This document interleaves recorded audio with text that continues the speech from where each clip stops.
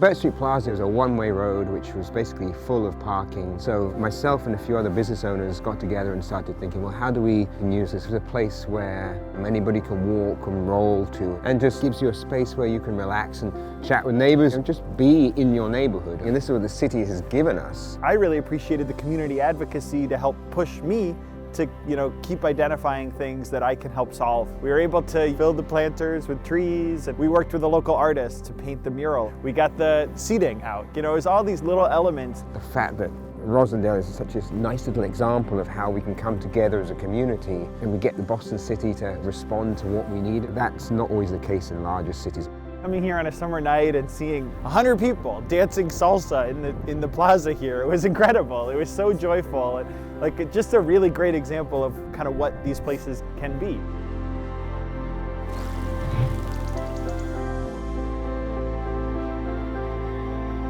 My name is Darlene, born and raised here in the good old North End. We were having a rodent issue with the trash barrels. Kept calling 311 and they reached out to me and we started having meetings with the city. We installed 18 barrels throughout the North End area and they actually been helping. We have a lot of good feedback and hopefully in the future we can get more of those barrels, move around the city. Boston is everything to me. I love my job. It means a lot to me to be working for the city of Boston. I take pride in it. This helps us to keep our community clean and safe, and it's just a great place to live. No, this is my home.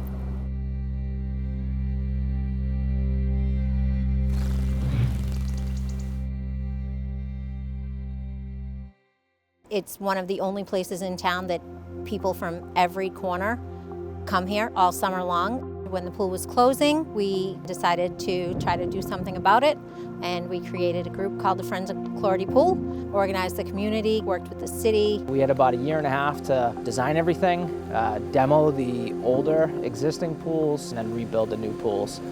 I would come up every day to check the filtration system, the chemical control system. Once the lifeguards were hired, make sure they were properly trained. And we were able to get a $30 million investment to give us this new beautiful pool. For summer 2025, the community will be getting a renovated 2-story bathhouse. Boston is a really special place. As much as it's a major metropolis, you have a really small town feel. Most people in any neighborhood know people in City Hall, so you feel like you really are getting counted in everything that goes on.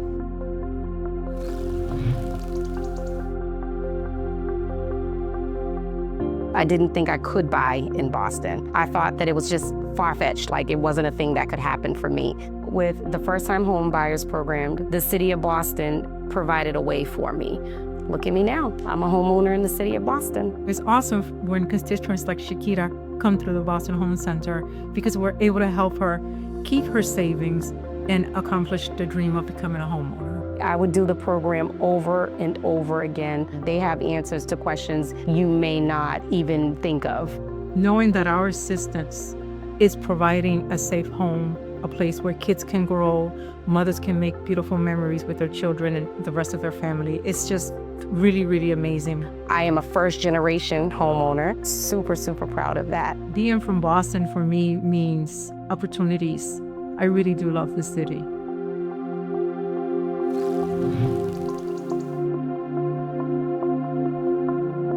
This field is extremely important to the kids and the families of South End baseball. When the city was able to get the funding to redo the field, I got together with parks and people from the city and people from the community. Great thing the neighborhood got together. This park really needed it. It's fantastic now with the new bleachers, new benches, new seating arrangements. The community really enjoys it. Our job as community activists, as volunteers, is to give the kids of this city and this community as great a facility as possible because they deserve that. I really enjoy what I do. It makes me feel good, it makes others feel good. I take pride in my work and I love the city. It can do no wrong. To try to give everything that we can to make every moment when they're here special is really important.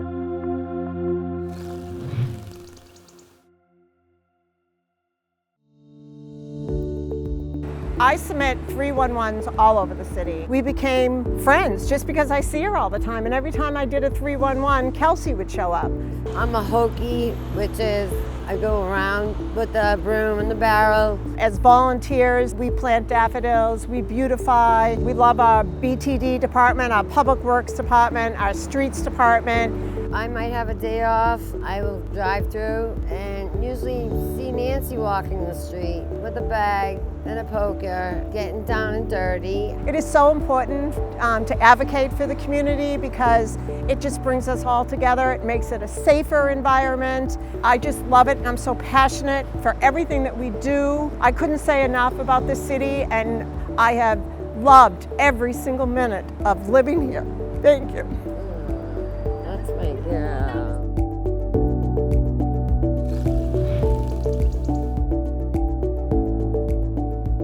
BCYF has facilities in every neighborhood of Boston, and the Dorchester community is the only neighborhood that doesn't have a standalone. We're a collaboration of resident tenant associations, schools, faith-based groups, community agencies in the Grove Hall neighborhood. After over 15 years of advocacy, Grove Hall felt like that's where we want the first standalone site to be. So the idea of having an entire new facility there with all kinds of amenities is very exciting. It's reflective of the diversity of all our populations, newcomers, longtime residents, young, old, gay, straight, that come together, work together, and something like this is a reflection that you can make a difference. Boston is home. It always has been, always will be. It's my family. And working for the city, it's an incredible opportunity to use so many different resources to help my neighbors and the next generation.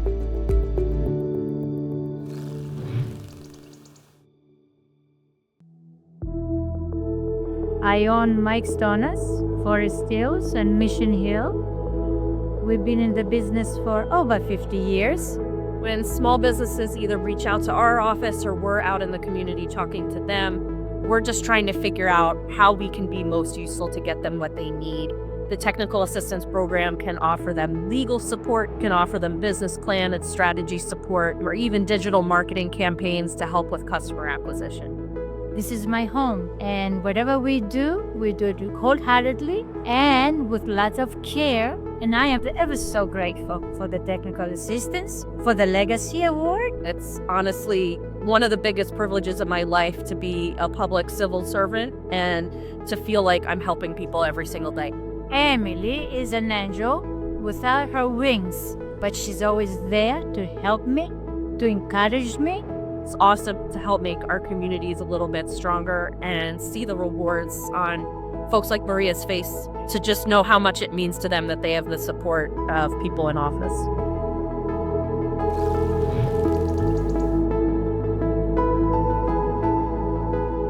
I worked along with my family in getting a bench with our sister's name on it, Mukia Baker Gomez. She was all about the community, and she's gotten a lot of people jobs throughout the city and the Commonwealth. We installed a bench for Ms. Baker Gomez. We do a little bit of everything, from maintaining the grass, replacing a broken bench. The city was very helpful in getting it. She needed to have something that had her name on it. It was nice when you acknowledge the people that help maintain the community. So it's nice to be able for the young ones to know that we have someone here who did care and do care and volunteer her time and her energy. This is our remembrance of her, and we'll come here and we'll gather, be together as a family.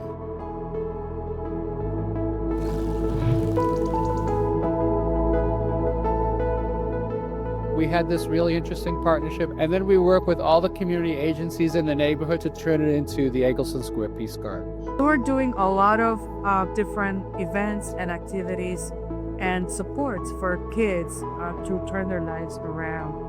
We knew that the community should own this piece of land. The city, through some community advocacy, purchased a parcel in Jamaica Plain. It's really fun to get to see this is a good example of something tangible that our everyday work is like, this is the result of that. The advocacy with Mayor Wu and her team to turn this into a Boston Parks Department space was really important. We need this more than ever. No doubt it was a labor of love by this community for this space. And it continues today that in perpetuity, this garden will be a place for people to gather and hold on to peace and each other.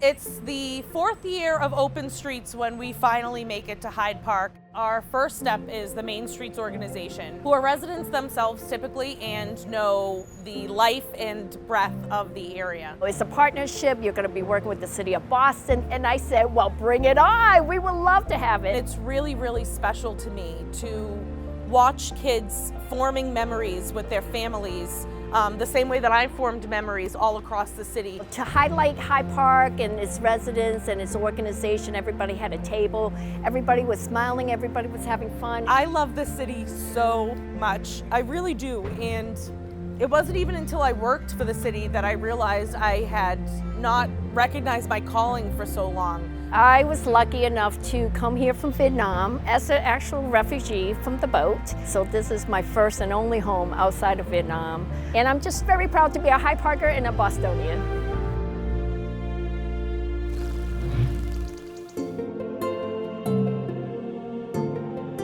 We're celebrating a long time overdue the reopening of the Johnson Center. And this is a community building where the residents have a safe haven, the youth have a place to come and play basketball. BCYF and Property Management Department worked to renovate it and get it back to the community. We were able to repaint the entire center and refinish the flooring, including the gym flooring. Alice Haywood Taylor Advisory Council is a group of residents, and what we usually do is see what their concerns are, advocate for them, go out and bring services into the community. Boston is everything to me. When I make my imprint on architecture or on built environment, it directly benefits the community that I grew up in. We reached out to the city, and the mayor was adamant that she was going to support us in whatever we did. And to me, if someone is that dedicated to our community, we bat in 1,000.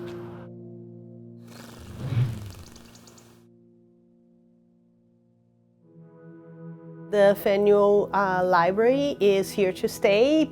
Brand new, renovated. There were multiple meetings with the community. They wanted more books. They wanted a separate children's space that was larger and enhanced. They wanted to keep the Art Deco details that we had, but they also wanted all of the modern upgrades that we really needed. And honestly, the city and the library really met every one of them. The celebration of the reopening of the library was one of the highlights of the community in many, many years. Right around the block, people waited to get in. You have a sense of community, of civic engagement, of respect, this dialogue between the community and its representatives. And I really, really appreciate that, and it's rare. I just grew up believing that that we were the best, that the Boston Public Library was the best library, that we were smart, that we cared. Every single person that has ever walked here really is responsible for the victory, for the achievement.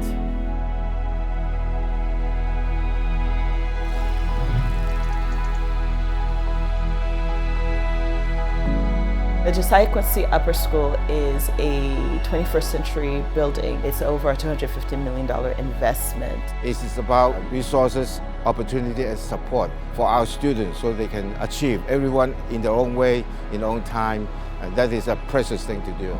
Boston has been welcoming, right? Has welcomed me, but other people, regardless of where they come from. And this building is also a testament to that feeling. It's welcoming to all. When the community comes together, when the different departments work alongside one another, there is nothing that is impossible. In the city of Boston, we have a lot of immigrants, and we need to have people who advocate for them, walk the distance with them, so that they can know that there is hope, there is help, particularly for the next generation. And no better place to start with than education.